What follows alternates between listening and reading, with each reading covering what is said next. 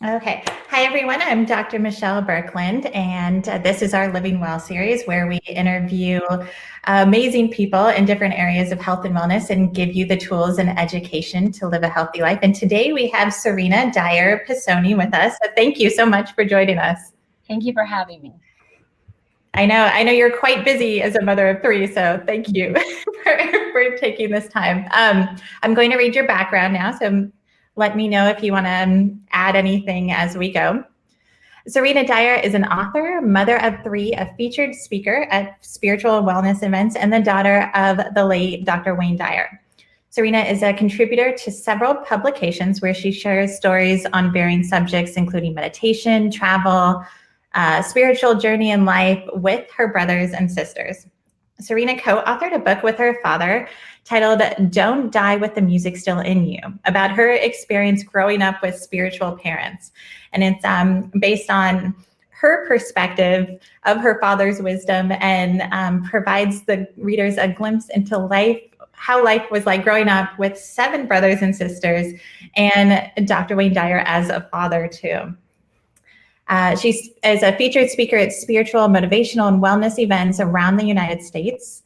Her subject matter covers a wide range of topics, but she always seeks to share her personal spiritual perspective in a way that encourages introspection and personal growth.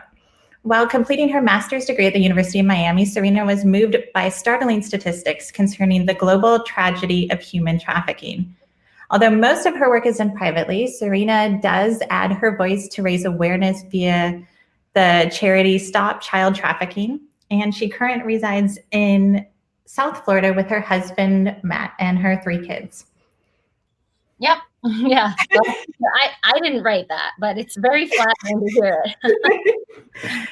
Good. And we're getting into more of kind of what you're doing now, of course, besides being a very busy mom of 3 children too.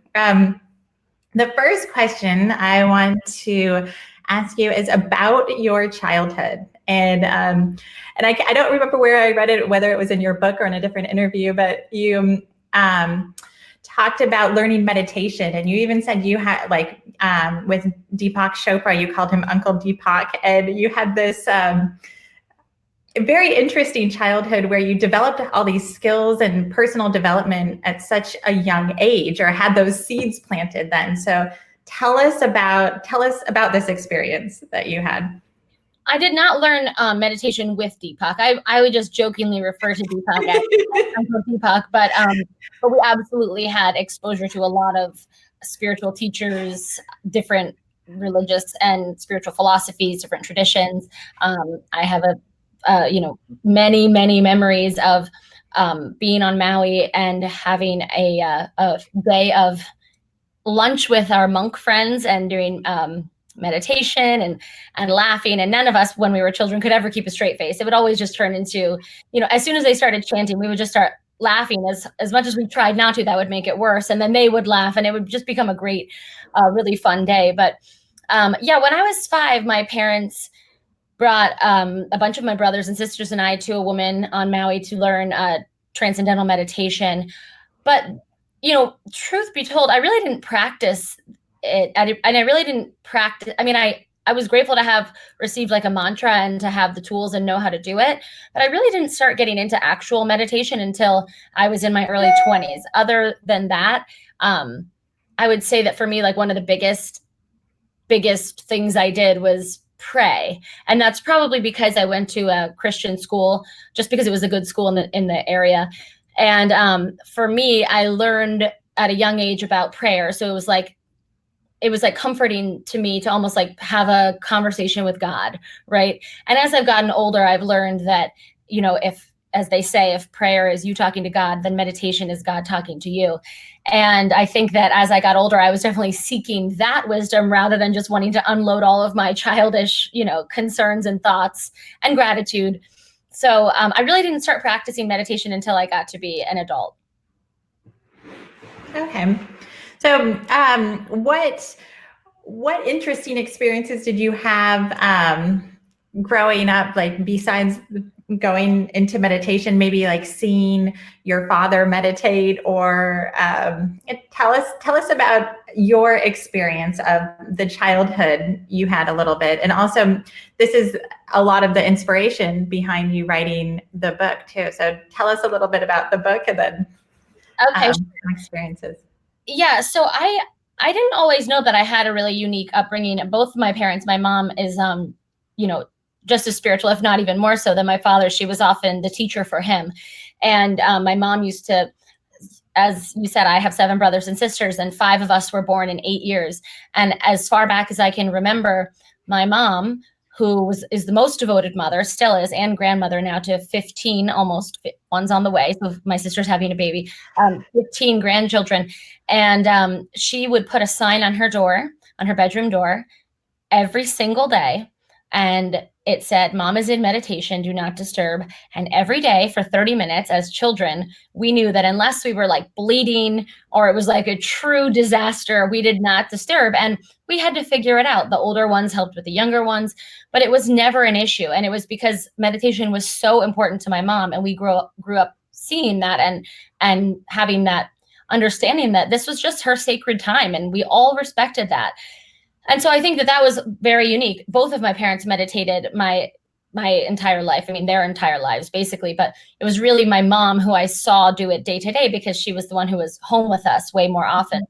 But I would say that, as I got older, I realized that not everybody has parents that are as different, I would say weird, as mine. I think that, one of the things that we grew up hearing over and over again was to always be in awe rather than be in a state of attachment to things working out the way you believe they should be or you think they ought to go, but rather to just be in awe of what happens and to just trust that the universe is responding to you and has your back. And another thing that was really different was that my parents often talked about miracles. And because of who my father was and what his career was, people would write to him all the time about like these, what we would call crazy coincidences that were happening in different people's lives. He would say, this is all perfectly in alignment, that there's no such thing as a coincidence. Even the term coincidence is derived from the mathematical term in Latin that means when 2 angles fit together perfectly, they coincide. So it's almost like we've taken a word to mean when 2 things fit together perfectly, and we've changed the meaning and interpreted it to mean when 2 things fall together by chance, and it's weird and crazy and cool. And he used to always say, be in a state of awe and look for the miracles that are unfolding every day. And he would tell us these stories about people that would write him letters and tell him about, just the crazy stories that happened in people's lives that were really inspiring. And so I definitely grew up with this idea or this belief that that the universe is not against us, or God is not against us, whatever you feel comfortable calling it, but instead is working for us. And that when things happen, even if they are things that seem bad or painful or difficult to get through, oftentimes they are situations that we signed up to experience because our soul came here to grow. And he used to say, and this is like a big thing for children, I think, to hear and to really grasp, but he used to say, take responsibility for everything that shows up in your life. There's no such thing as blame. The biggest destroyer of human potential is the victim mentality. But when you step into your own power and recognize that you can take the reins, and that by choosing how you respond to situations, you are in control. Now, that doesn't mean that everything that happens in your life is going to be like what you want to have happen, right? But it's this idea that if you cannot choose the situation that you're in, you can choose how you respond. And that makes all the difference in the world. And so I think that was something that was very different. Like, I never, ever had parents talking about blame, or it's somebody else's fault, or, they're the way they are because it's their genetics, or their parent told them to be this way, or their mom, was mean, and that's why they have this excuse. It was like a very different, just a very different attitude toward personal growth, really. Which is amazing. I think that the majority of adults today are trying to, like get rid of all these limiting beliefs that their parents gave them from, you can't do this, you should do this. And you were given like the opposite. You were giving empowering beliefs and about taking responsibility for where you're at a very young age. And I think that's great to have that like as a seed planted, even if you don't totally grasp it at that point, it's still in your mind, and then you can go back to it later too. Yeah, I mean, it's very empowering. It's also very intimidating because when you're a child and you get a bad grade in a class, it's easy to say, and you want to say, the teacher just doesn't like me. It's not my fault. She just doesn't like me. And it's easy to do that. Like I got fired from my job because my boss is a jerk. It's like it's easier to take that response or have that approach. It's much more I think it can be much more difficult to take responsibility. And at the same time, it's much more freeing. And so that was sort of the idea behind so much of our childhood. And, my dad used to say this little anecdote, and I'll share it with you, which was that, there was 3 generations of women, and they were all in the kitchen, and they were making Easter dinner. And the one woman's friend was there.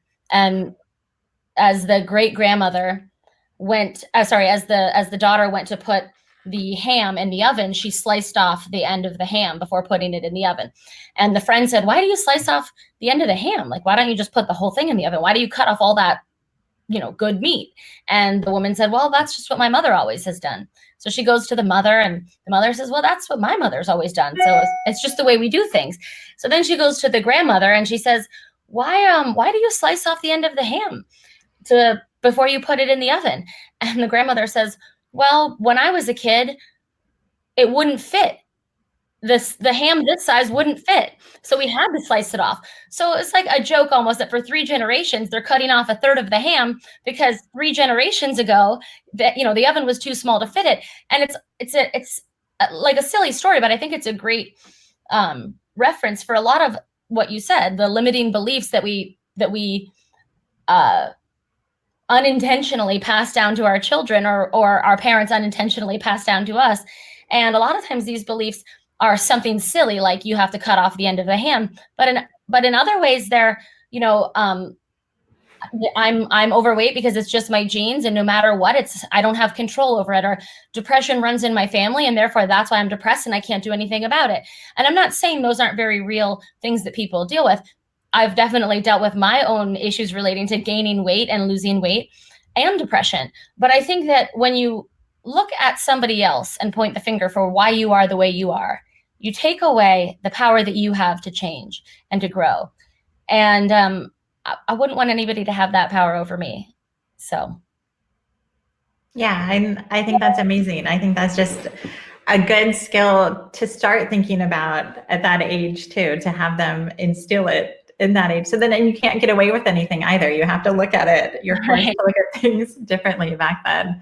Right. What I also really liked, and I think it was in your book, was that your parents helped you trust your own desires, and to listen to your heart, to follow what is right for you. And I think that is such an amazing thing to happen, to follow your intuition and to listen to yourself at such a young age, to understand that power. So can you give us an example, like in your own life, how this happened, or what you were able to? So, I have told this story before, but I will share it here again, and I'll say it briefly. There was a period of time where I was in graduate school, and I didn't know what I wanted to do when I left. And I knew that if I was in school, my parents had made the generous offer to support me so that I could focus on school. And graduate school was coming to an end, and I was getting ready to graduate with my master's. And so I decided I would apply to law school so I could prolong this financial support, and also, prolong kind of having to figure out what I actually wanted to start doing with my time and with my life. And very quickly after I got to law school, I realized this was just not for me, but I was too afraid to quit because I was too afraid of what other people would think. Like, would I be a loser or a quitter or a failure because I left? And I was just really committed to staying, not because I liked it, not because I thought it was right for me, and not because it was something that I felt called to do. I was committed to staying because I was afraid of what other people would think, which is the exact opposite of what I had been raised on. And I remember my dad, I remember I got pneumonia really bad during the first semester of law school. And I remember my dad saying to me, do you think that there's potentially a connection between the fact that you're feeling sick all the time and every day you're going to a place that you don't want to be and doing something that you don't feel you should be doing, but you're too afraid to leave out of fear? And I said, I'm sure there is a connection, but I don't want to leave. And anyway, eventually I did leave. And after I left, I felt worse. I felt like a loser and a quitter and a failure. And I had no idea what I was going to do at that point to start supporting myself or, working essentially. And I remember my dad saying to me, you don't have to know. You don't have to know what it is that you're passionate about. And you don't have to know what career you're going to take. And you don't have to have all the steps lined out. Like I go here and I graduate from here and I get a job here and I meet this person and I get married this time and I have these number of kids by this age. And he said, let go of all of that. None of that matters. The only thing that matters is that you know how you want to feel. And he said, do you know how you want to feel? And I said, yeah, I want to feel content. I want to feel when I wake up in the morning, I want to feel at peace that where I am and what I'm doing is all right with my soul, essentially. And when I go to bed at night, I want to feel content. I want to feel peace, knowing that what I did with my day or the direction or the steps that I have taken were in alignment with who I am and how I want to feel. And I want to feel good and I want to feel at peace and I want to feel content. And he said, then make that your focus. Make that the number one most important thing, because when you feel when you feel good, you feel God. There's no difference. And when you are doing what makes you feel good, as long as it's not harming anybody else, you are on the right path. Because when you feel good, you are taking, what I want to say is when you are doing things that feel right to you, when you are doing things that you feel called to do, or when you are doing things that are in service of others, when you are doing things that you are passionate about, you feel good about yourself and you feel good in general. And, once I heard him say that, I absolutely felt more at ease, because a lot of young people, I think, go into college or not college, the workforce or whatever they're doing, and they feel like they have to have it all figured out or know the career that they're going to choose, or they have to do what they're passionate about. And for my parents, it was like, if you don't know what you're passionate about, let that go. Just do what makes you feel the way you want to feel, and always, always, always be in service of others. Because study after study has shown that when we are in service, when we are kind, when we assist others, we feel good, and the person who receives the kindness feels good, and even the person who witnesses the kind acts feels good. So it was definitely a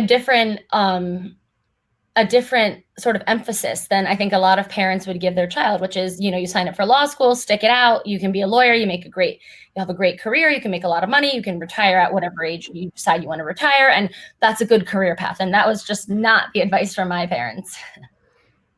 Yeah, which to me is highly, highly evolved, because it's past the point of, when you're finished school, then you're unhappy and you're doing something you hate. They're saying, hey, look at this from, what is success? What defines success anyway? It's happiness. It's feeling good, not forcing yourself into a career to finish it. Right. And you see so many people that really love what they do. And I think when you see people like that, you can actually feel their enthusiasm for what it is that they're doing and the way they're connecting with people. And, my dad used to always say that the word enthusiasm breaks down in Greek to entheosiasm, which is God within. It's when you are enthusiastic, when you have that joy for what it is that you are doing, it's contagious. And success can't help but find you when you are on the right path. But if you make your life about checking boxes and getting a certain number of zeros in your, bank account, your whole life is going to be spent chasing something, like striving without ever really arriving to a place of just being at ease with where you are, because there's always going to be somebody with more zeros in their bank account. There's always going to be somebody with more boxes checked. And I think if you live your life according to that manual, you are going to find that at the end of your life, you look back and realize you spent so much time focused on things that didn't really matter. Completely. Yeah. I want to get into more too. Like for me, I guess my goal, especially over this year, is finding peace in no matter what situation, like embracing it, no matter what's going on externally, is finding that peace within. And I want to hear more about your own personal meditation, like what you do to find balance day to day, being a mother of three, juggling all these different things. How do you find peace and keep that balance right now? Yeah, I actually had like a really incredible experience. I'll share it with you briefly. On the 1-year anniversary of my father's passing, I was driving home from my mom's house with my husband and our kids. And I had this like really clear memory of being in the car with my dad at different points in my life. Like my husband was driving, I was in the passenger seat, but all of a sudden I just felt like I was back in the car with my dad for some reason. And I was just thinking about all the different times he and I would be driving to the grocery store, to dinner, to nowhere, anywhere, and how at ease and how peaceful I would feel, how peaceful I felt at that time in my life when I didn't have so many huge stresses weighing on me, because we've had quite a tumultuous last 4 years with losing my stepson and my father, and lawsuits and financial hardship and all these different things. So I was just remembering how easy it used to feel to be in the car with my dad. And I felt like I literally felt like he like shook me and was basically saying, what I got from this experience was that he was basically saying to me, you are doing this all wrong. Didn't I teach you better? What's wrong with you? You are waiting for all of the pieces to fall into place, believing that when that happens, then you can have peace. And it was like I felt him say, Serena, you have peace, and then everything falls into place. And he used to say this line from Moby Dick that I love, that Herman Melville is just such a beautiful writer, obviously. And he said, for as this appalling ocean surrounds the verdant land, so in the soul of man lies one insular Tahiti, full of peace and joy, but surrounded by all of the horrors of the half-lived life. And the half-lived life is like getting to the end of your life and dying with your music still in you, right? Or it's like the half-lived life is like getting to the end of your life and realizing that all this time you spent waiting to be happy, to find love, to go after it, to chase your dream, or to pursue what you feel you came here to pursue. You wasted all of that time waiting for all the pieces to be right before you took that leap of faith, before you found that insular Tahiti that no external situation can take from you. And in that moment, I really felt like I realized that I had been waiting for all of the legal things and the weight that I had gained that was after I had my second daughter. She was like 2 months old at that time. I was like waiting for like me to lose weight. I even thought that I needed to lose weight before I could start writing and speaking again. And I just adopted this really limiting belief that I had to wait for everything to fall into place, and then I could be happy, and then I could have peace. And it was like just this realization that I couldn't believe that I had been going on for over a year operating from that mindset, when I had been not only raised on a very opposite one, but I was really choosing to live from a place that was just only continuing the stress that I so badly wanted to avoid. So to answer your question, the way that I am able to find peace or have that time for meditation or whatever it is, in the midst of a lot of these difficult situations, is that I have things that I like to do, like one of them is cooking. And when I do it, it's almost like a meditation for me. It's just taking a bunch of ingredients. This is for me. I know for some people it's running, for some people it's painting, for some people it's just listening to music. I like taking a lot of different ingredients and making a beautiful meal out of it. And when I do that, I feel really like at peace. But the other thing that I do that's more than just like a task is when I find myself adopting that limiting belief, which is like, well, how in the world could I, be at peace right now? Like, I have 3 children under the age of 4. And, as I told you before we got live, one of them came home and threw up all over the floor yesterday. Like, how could I be peaceful in the middle of that when my 8-month-old is trying to crawl to it and splash in it as fast as he can? And I'm trying to, but the truth is that I absolutely could be calm during a situation like that. And as soon as I realized that I was rising to the stress, that I was allowing myself to be, I don't know, just taken over by the stressful situation, I very quickly, especially because it's easier for me, I think, because I have little kids and they watch my reaction. And so if I see that they look stressed based on my reaction, it's almost like seeing yourself in the mirror, but I just reset it and say, like, you know what? That's okay. Sometimes these things happen. Are you okay? Let's get you cleaned up. It's not a big deal. Like, mommy's here for you. Instead of being like, oh, which is kind of what I was starting to do when it first happened. And so I think it's just having an awareness of the way you respond and taking a moment when you find yourself responding in a way that only doubles the stress, taking a moment to pause and redirect. I really, really think it comes down to something that simple. Yeah, which is huge too. It's the recognizing part is key to that too. Being able to see that. Yeah, of course, because nobody's perfect, and I don't care how spiritual or wonderful you are. There's going to be times where the situation is stressful and you respond accordingly. But I think that the more you practice just being aware of that and just, not cursing yourself out because you got upset, and not thinking you failed because you got stressed, but just being like, all right, you know what? I don't want to go there. I'm just going to take a moment and redirect. And I really think that really makes all the difference in the world. I really do. Yeah, I agree.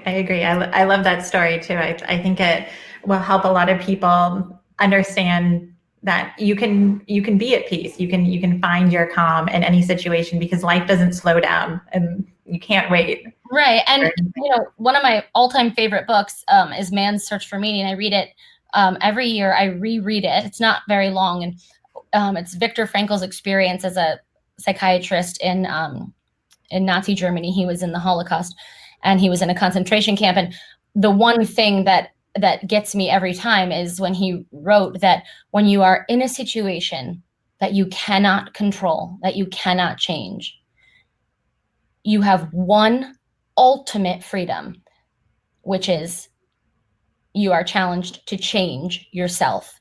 You have the freedom to choose how you respond and how you react and who you become in a situation where you have no control. And when I read his book, I'm always so deeply moved by the stories and the examples of people in these beyond evil, horrendous situations that maintained their humanity, that even though they were starving, they gave their piece of bread to the man who lost his son that day. They would take off their coat to keep somebody else warm. It's like these people were in a situation where it was just beyond horror, and they still so often maintained their humanity because that was the last thing that they had control over. It was the last thing that they could choose. And I find that so incredibly inspiring to think that, my situations are absolutely zero compared to a situation like that, obviously. And to think that these people maintain their kindness and their beauty and their love for fellow mankind and womankind. The least I can do in honor of that legacy is to make a point of maintaining my own and choosing to be more human, more compassionate in all situations. Yeah, definitely. I Yeah, it's interesting because I always go back to that. I think of prisoners of war. I think of people like in jail for years and years, or different situations where they're forced. They only have themselves and what you can do just within yourself in any situation. And I think people in those situations, and especially a book, I'd love to read that book too. It's inspiring of how much you can change and how much you still have control and how you can change any situation, right, or change your perception, I guess, of the situation, and then it can change things. Definitely. Right. I mean, and that's really what it all comes down to. A Course in Miracles says a miracle is a change in your perception. And my dad's, famous line is, when you change the way you look at things, the things you look at change. But that's not just a clever play on words. He actually created that line, if you will, after he read a study about they were observing these like subatomic particles called quarks, which I'm sure you know of more than I do because I don't have a background in science and all of that. But they were observing these particles that were being accelerated at certain speeds. And they did an experiment where they would observe the way the particles behaved, and different people that observed the same particles received, let me change that. When the particle, depending upon who was viewing the particle behaved differently.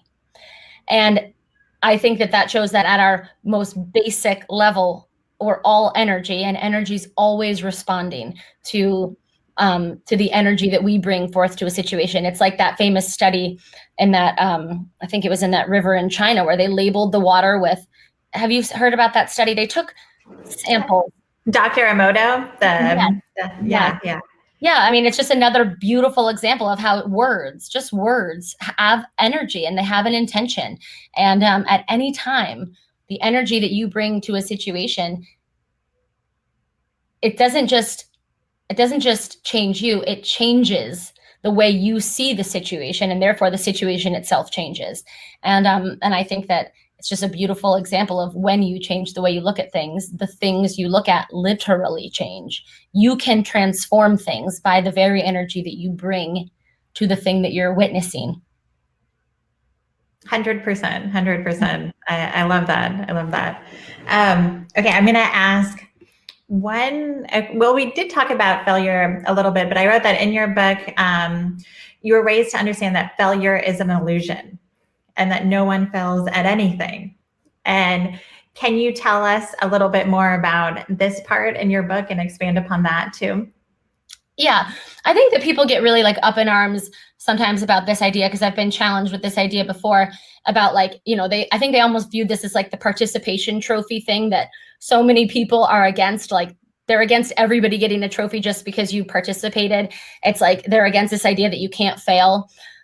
What it basically is, what I'm basically trying to explain there is that when you believe that you failed at something, you're placing a judgment on the situation or the experience. And a lot of times that quote unquote failure is a stepping stone that gets you to the next better, higher place that you were meant to be all along. So sometimes what we perceive as a loss or a failure is really a stepping stone. And it's like in pole vaulting in the Olympics, when in order to get that body over that high bar, they first have to go really low, and then they get low enough to launch themselves high enough to clear the bar. It's kind of like that. It's this idea that with a slingshot, you have to sometimes pull it really far back, but then by doing so, it catapults the energy, catapults the stone forward. And so I think it's really meant to be interpreted in that way, that oftentimes what we judge or deem to be a failure is really the experience that we needed to have in order to get to the next place, which is where we really were meant to be all along.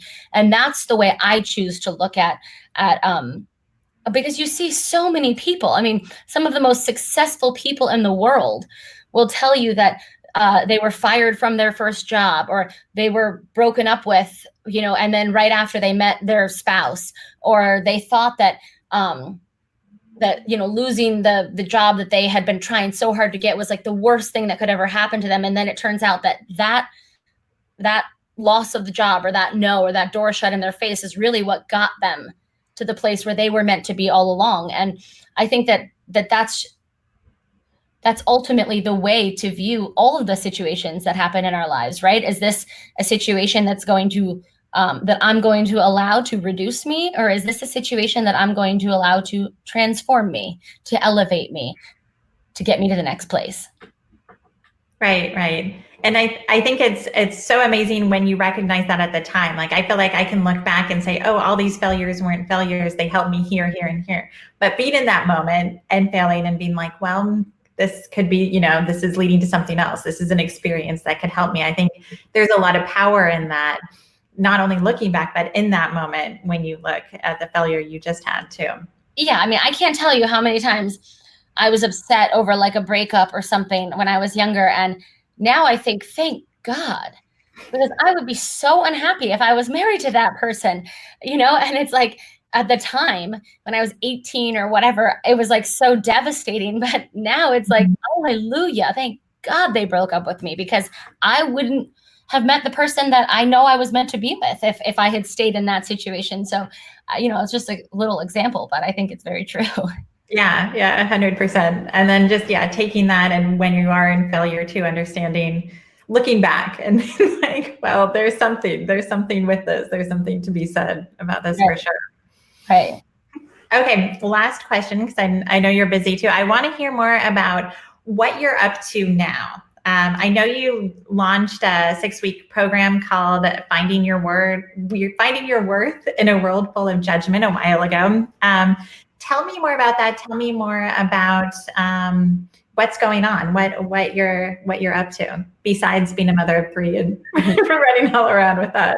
Yeah. So my sister Sage and I launched that program in June, and it was really wonderful. We created this Facebook group where people that had signed up could be part of this. Like, really, there was over 100 people, maybe like 115 or 110, but it felt very intimate. Everybody, the group is still ongoing, and everybody has really developed this incredible connection and friendship and support. And it was just such a beautiful experience of like no judgment. Like, we got, like, if we had, I think it was like, let's say 110 people. If we had 110 people, we had 110 genuinely good people in the group. So we got, you know, such a loving experience. I think everybody did out of this. But basically, we just started putting out videos into the group of a lot of the material and the topics and the things that Sage and I had been writing about in our book. And in early August, we signed with Sounds True Publishing, and our book, Sage and I wrote it together, called The Knowing, will be coming out hopefully in late 2020. We're right now in the editing phase. We're working with a wonderful editor, Alice, and we have this new project that we're doing, which is the book. And so once it's ready to come out, we'll be doing, I'm sure, some type of a book tour, maybe some speaking engagements. But right now, we're kind of just starting to really buckle down and get it written and edited as best as we possibly can with Alice, so that when we turn it, the final manuscript, it's ready to go. So what's your inspiration? I know you probably can't go too into detail about the book at this point, but tell me a little bit, like, about the inspiration between the book. Was it based on this program or the Finding Your Worth? No, the program really was based on the book. Sage and I had both been writing just different experiences and kind of like cool signs and stories and maybe like communications, if you will, that we had received from our dad after he passed. And then we started reflecting on how there were signs that his soul in some way knew that he was getting ready to transition, just some of the things that he did. So we wrote about that. But then really from there, that was kind of the starting point. It really took off into a direction that I don't think she or I anticipated, but really kind of touches on this idea that when our father passed away, Sage and I both questioned if we had the ability or the tools to get through so many of the different things that we were getting through. Like I said, I had a lot of really challenging things happen all in a very short period of time. And there were times when I doubted my ability to like apply his teaching and his message to my own life without him here to sort of guide me as he would have been doing had he been alive. And I in the process of writing, I think Sage and I really started to reflect and recognize that within every single one of us is this inner knowing. And you don't have to have been raised by Wayne Dyer. And just because you were raised by Wayne Dyer doesn't mean that it's all going to be perfect and you're going to know how to solve every problem with a spiritual solution right off the bat anyway. And it was really sort of this this honest look at this fear that we had, or let me just speak for myself, and I'll say, for me, I know that it was kind of like taking this honest look at this fear that somehow I was a fraud because I was struggling so much and I didn't have my dad to kind of like help me through it. But then in the process of writing and really kind of like putting words to paper, realizing that I was okay all along, and kind of realizing that in the middle of a lot of the difficulties, one of them being that example of, you know, believing that when everything falls into place, then I'll be peaceful, but really kind of realizing that I know the opposite to be true. And I can choose now to find that insular Tahiti, no matter how much may be happening around me. I know it's there and I can go there, and nobody can take that inner Tahiti from me. And that we all have that. And so the book is really about kind of like reconnecting with that and really rediscovering that, and sharing our personal stories with the reader, but also with sort of just sharing like the wisdom behind a lot of these lessons that we were raised on, and kind of exploring how we were raised with these great ideas, but we didn't really adopt them until our dad wasn't here any longer. Probably because in a lot of ways we didn't need to, and just what that was like and what that process was like. Yeah, that sounds really interesting too. I mean, it's we all have our journeys, and you've had all these amazing seeds planted, and then it's knowing when to use them and how to use them, and how to see them in perception with them. Yeah, and not being afraid and not judging yourself too harshly for when you realize you haven't been using them. And not being afraid that because you didn't grow up with spiritual parents, you don't have them. I mean, we all have the inner knowing. We really do. And I think it's just about returning home to that place, that insular Tahiti. Yeah, I'm excited. You have to keep me updated on when it's released and everything too. I have to have you go into more details about that next year on another interview or something. For sure, that would be great. Thank you. So how can our viewers find you? Do you have a website, or what's the easiest way for them if they want to connect with you? Honestly, Instagram and Facebook are the easiest. My Facebook page is Serena Dyer. My Instagram is Serena Dyer Pisoni, all one word. But I do have a website, serenadyer.com, and the links to my social media are there. And I get emails from the website. I have somebody that helps me with that because I'm a little bit challenged in the area of computers. But yeah, I think I'm like pretty easily accessible because I'm on social media, and unfortunately I'm on it all the time scrolling. So I'm there. Well, that's perfect. I'll be sure to list all of this when we have it transcribed in the article too. So thank you so much for taking the time today and discussing your upbringing and what you're going through now and everything. It's very exciting and very inspiring too. Well, thank you so much. Thanks for having me. Thank you. Take care. You too. Bye. Bye.